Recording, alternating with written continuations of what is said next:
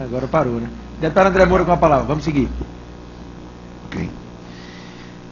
Senhor ministro, eu aqui ouvi atentamente aqui as explicações de Vossa Excelência em relação à questão do encontro com os advogados, e Vossa Excelência é tão defensor tão veemente, não é, da possibilidade desses encontros, e Vossa Excelência como advogado acabou de dizer isso. E por qual motivo Vossa Excelência inicialmente negou que tivesse se reunido com o senhor Sérgio Renaud, por exemplo, advogado da UTC, e Sigmaringa Seixas, depois admitido o encontro? Se Vossa Excelência é tão defensor desses encontros, não é, quando solicitados. Eu neguei porque não houve. Eu não teria nenhum problema em dizer que teria tido uma reunião com o doutor Sérgio Renaud para tratar de Lava Jato. Agora, eu não posso mentir. Eu não tive essa reunião. Na verdade, eu tive um encontro pessoal com o doutor Sigmaringa Seixas, meu amigo e amigo de vários senhores parlamentares aqui presentes, para tratar de assuntos estritamente pessoais. Naquele momento em que eu estava com o doutor Sigmaringa Seixas, ele me informou que meu amigo Sérgio Renaud, amigo de mais de 30 anos, ia almoçar com ele e que vinha encontrá-lo no Ministério da Justiça após esse nosso encontro. Quando o doutor Sérgio Renaud chegou para encontrá-lo, como o doutor Sérgio Renaud já trabalhou no Ministério da Justiça há muito tempo, ele ficou na antessala minha, aguardando o doutor Sigmaringa Seixas, e eu saí para cumprimentá-lo. Saí e, de pé, cumprimentei o doutor Sérgio Renaud, meu amigo, repito, de tantos anos, presidente do Instituto Inovare, e eu tenho N oportunidades para me encontrar para tratar do Instituto Inovare com o doutor Sérgio Renaud, e eu cumprimentei com as portas abertas, os servidores do Ministério assistindo, troquei 3 ou 4 palavras com ele e eles foram embora. Este encontro, este sim, marcado por uma profunda casualidade, foi traduzido por um órgão de imprensa como uma reunião para tratar da Lava Jato. O doutor Sérgio Renaud, ele pertence a um escritório cujo seu sócio cuida da Lava Jato, advogando pela UTC. Então, portanto, eu poderia dizer, não tive uma reunião, sim. Poderia ter dito, mas não teve, eu não vou mentir. Não teve. Eu, inclusive, costumo brincar. Já encontrei 2 vezes o doutor Sérgio Renaud em eventos, uma do Prêmio Inovare, outro na posse do ministro Fachin, e quando ele se aproxima, eu brinco com os juízes que estavam perto, dizendo, olha, me aproxime, deixa eu comentar o doutor Sérgio Renaud, mas venham comigo para testemunhar que eu não vou falar de Lava Jato. Ok. O senhor participou de uma reunião na biblioteca do Palácio da Alvorada, no dia 26 de junho, pelo menos, na sexta-feira, com a presidente Dilma, e foi, pelo menos, divulgado, né, o ataque de fúria que a presidente Dilma teve nessa reunião, noticiado, inclusive, pela Folha de São Paulo, publicação online no dia 12 de julho, proferindo palavras, inclusive, segundo a Folha, de baixo calão, palavrões que são reprovados em qualquer ambiente de respeito, ainda mais no Palácio. Isso se deu por conta da delação premiada do Ricardo Pessoa, dono da UTC, que confirmou e provou que doou 7,5 milhões de reais para a sua campanha, para a campanha da presidente Dilma em 2014, por ter sido, não é, achacado pelo seu coordenador e hoje ministro da Comunicação Social do Palácio, Edil Silva. O que a presidente Dilma quis dizer que, abre aspas, foi publicado pela Folha de São Paulo, eu não vou pagar pela merda dos outros. Olha, essa matéria me surpreendeu muitíssimo. De fato, houve essa reunião no Palácio da Alvorada, e as 2 jornalistas que subscrevem esta matéria são jornalistas seríssimas, eu as respeito muito. Portanto, eu acho que foram induzidas por alguma pessoa, que eu não sei com que propósito, inventou uma versão absolutamente fantasiosa do que aconteceu naquela reunião. Nunca existiu nada do que está ali colocado, a não ser a reunião. Jamais a presidente da República se referiu a mim nesses termos, jamais me pediu ou pediria que eu controlasse a agenda do ministro Euri Zavascki, que é uma coisa completamente fora de propósito. Ou seja, eu não sei quem construiu essa versão fantasiosa dos fatos, mas isso não ocorreu, já afirmo. A presidenta Dilma Rousseff é uma pessoa que eu tenho uma relação de amizade profunda, uma pessoa que eu respeito, é minha chefe, é uma pessoa rigorosa, mas jamais se referiu a mim nesses termos. Então eu fiquei absolutamente escandalizado com esta matéria e digo, porque me parece até ofensivo à própria presidenta que algo seja traduzido desta forma. Isto não ocorreu, é absolutamente inverdadeiro e Não sei quem foi o autor da proeza de inventar essa versão, mas seguramente bem intencionado não estava. E já que, com todo o respeito que Vossa Excelência tem pelas jornalistas, e que uma publicação dessa, de um diálogo desse nível, obviamente que, se não ocorreu, houve ou haverá alguma atitude por parte de Vossa Excelência ou da Presidente em processar, por exemplo, as jornalistas pela matéria vinculada, porque não só foi isso, mas foi publicado também que nessa reunião a presidenta Dilma chegou a dizer, abre aspas, né, isso é uma agenda nacional. Cardoso, você, né, Vossa Excelência já sabe a minha viagem, né? Então, o senhor acha isso normal, respeita jornalistas, não vai tomar providências? Veja, o ministro Edinho Silva, inclusive, protestou junto a essas jornalistas, eu já desmenti esta versão, e eu tenho muita vontade de saber, porque não creio que essas jornalistas não tenham tido uma fonte. Alguém inventou essa história. Claro, e elas obviamente não vão dizer, porque estão guarnecidas pelo sigilo da fonte.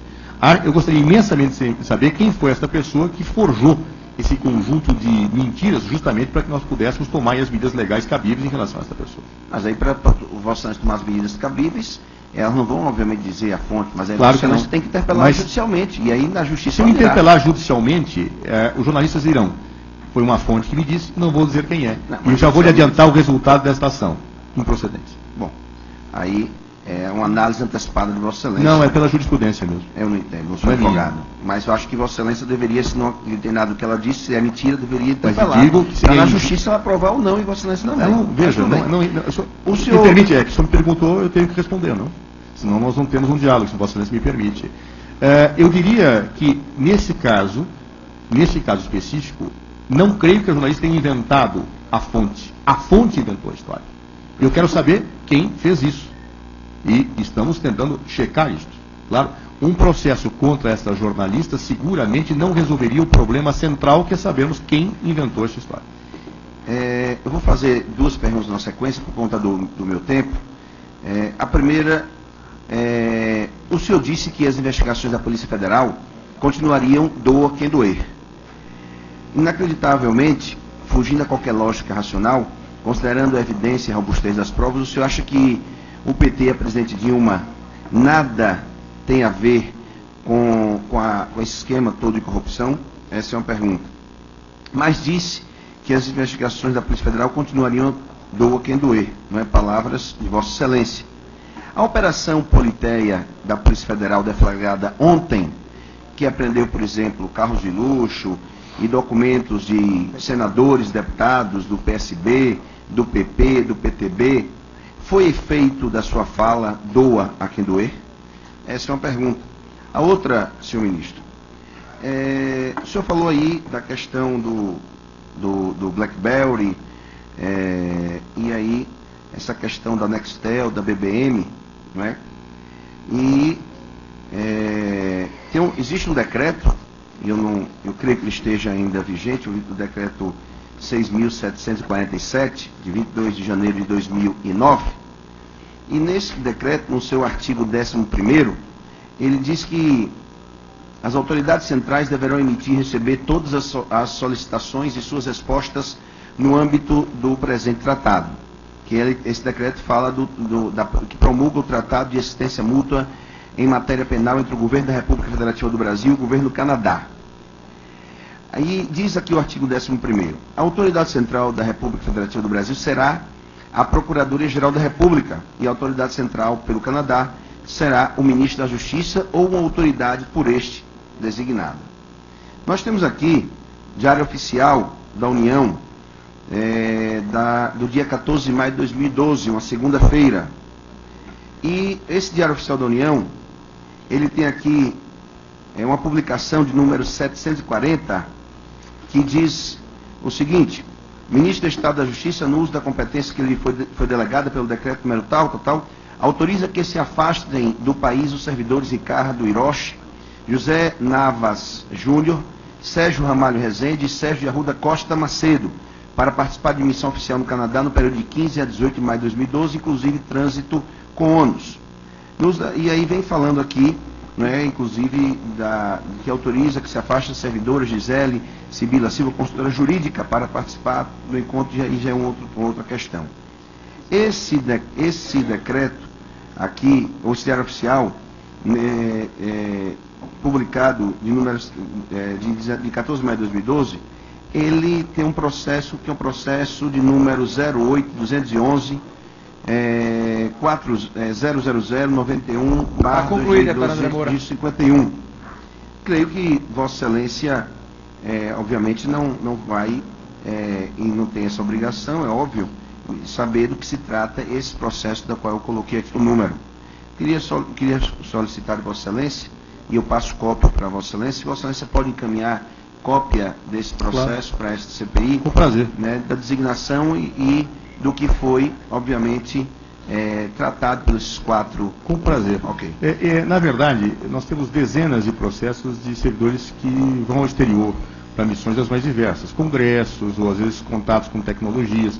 Eu não sei especificamente nesse caso o que foi, né? Eu precisaria verificar o processo realmente, se Vossa Excelência passar um número, eu informo com grande prazer.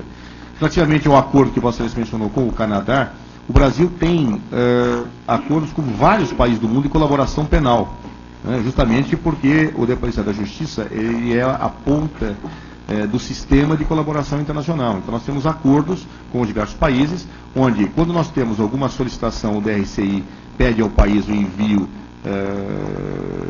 de documentos ou situações informativas de natureza penal, ou quando eles têm algum interesse, nós encaminhamos. Esses convênios existem com vários países. Mas qualquer convênio celebrado tem que ser assinado, representando o Brasil, o Procurador-Geral da República, pelo que está aqui. Cada convênio é um, né? O ponto, o sistêmico, é o DRCI, é o Ministério da Justiça. As solicitações são feitas pelo Ministério Público ou de acordo com aquilo que o convênio estabelece. Eu precisaria pegar esse convênio especificamente e verificar os seus termos para analisar exatamente, nesse caso, o que foi pactuado. Mas, normalmente, os convênios têm o Ministério da Justiça e o Ministério da Justiça como contraparte do outro país, ou o Ministério do Interior, ou o Ministério da Segurança, tanto faz, e as solicitações das colaborações são feitas pelo Judiciário, pelo Ministério Público e pela Polícia. Às vezes só pelo Ministério Público, às vezes só pela Polícia, às vezes pelo Judiciário. Mas vou encaminhar para Vossa Excelência. Gentileza, eu agradeço imensamente. E está faltando só Vossa Excelência responder as duas primeiras do a quem doer. Então, em relação à presidente Dilma Rousseff, eu lhe informo que eu conheço a presidenta há muitos anos e orgulho de conhecê-la. É uma pessoa de honestidade inatacável. Todas as pessoas têm defeitos e virtudes. Não está dentro dos defeitos da presidente Dilma Rousseff a desonestidade. Lhe garanto, afirmo e não tenho a menor dúvida disso que falo. Aliás, os seus próprios adversários em geral, pessoas que a recriminam sobre certo aspecto, reconhecem que a sua honestidade é total. Portanto, eu tenho absoluta certeza que nenhum fato relacionado a desvio de dinheiro público, corrupção e improbidade chegará próximo da presidenta Dilma Rousseff. Lhe garanto isso.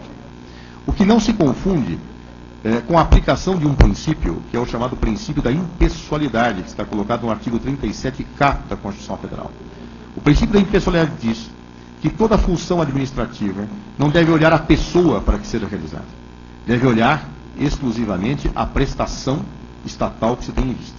Ou seja, a ação administrativa do Estado não pode se governar pelos sujeitos a quem se dirige, mas deve se governar em relação aos fatos e às prestações que a lei determina. No caso dos inquéritos policiais, portanto, e a autoria da frase "doa a quem doer" não é minha, é da presidenta Dilma Rousseff na campanha eleitoral, em que ela disse que as investigações prosseguiriam "doa a quem doer", e disse depois, inclusive, da sua vitória eleitoral.